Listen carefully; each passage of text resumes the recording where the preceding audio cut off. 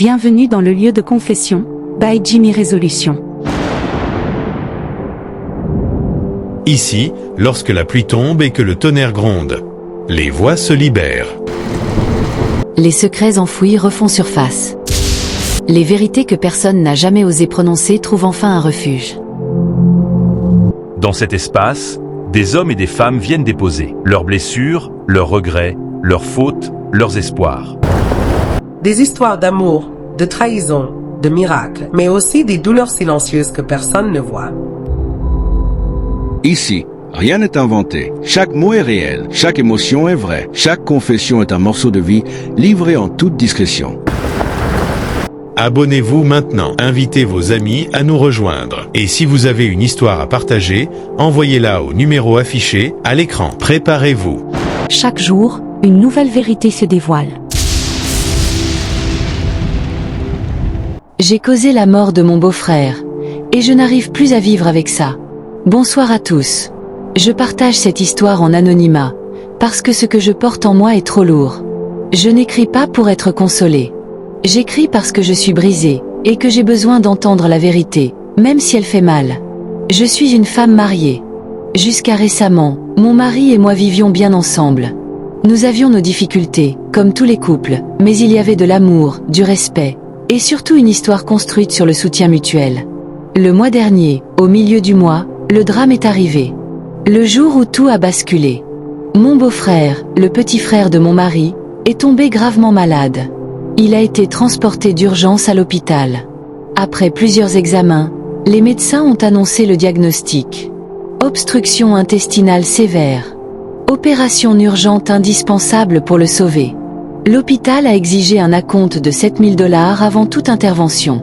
À ce moment-là, mon mari traversait une période très difficile. Il avait perdu son emploi en août 2023. Et depuis, il se battait pour maintenir le foyer à flot. Les charges, les factures, les responsabilités, tout reposait lourdement sur ses épaules. Moi, de mon côté, j'ai un travail stable et bien rémunéré. J'avais l'argent. Je le savais. L'argent était là, sur mon compte. Quand mon mari m'a appelé, la voix tremblante, pour me demander de l'aide afin de payer cet acompte. J'ai refusé. Le refus qui a coûté une vie. Je ne peux pas justifier mon refus. Je peux seulement dire que j'ai pensé à moi. À ma sécurité. À l'avenir. À la peur de tout perdre. À cause de mon refus, la famille a dû chercher une autre solution. Mon beau-père est allé vendre un terrain au village pour réunir l'argent. Mais cela a pris du temps. Des heures précieuses. Des heures que mon beau-frère n'avait pas. Quand l'argent a enfin été réuni, il était trop tard. Mon beau-frère est décédé avant même d'entrer au bloc opératoire. La culpabilité qui me dévore. Aujourd'hui, pendant que j'écris ces lignes, nous préparons son enterrement. La douleur est immense. Mais la culpabilité, elle, est encore plus lourde. Depuis ce jour, ma relation avec mon mari s'est effondrée. Cela fait 2 semaines que nous ne nous sommes ni vus, ni parlé. Après la mort de son frère, il est parti au village. Il n'a plus donné de nouvelles. Il était l'aîné. Il avait soutenu son petit frère tout au long de ses études universitaires. Il croyait en lui. Il se battait pour lui. Et moi, j'ai été celle qui a dit non.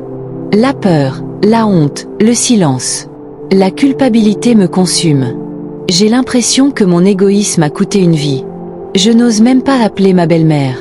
Ni le reste de la famille. Je sais que la date de l'enterrement a été fixée. Mais j'ai peur d'y aller.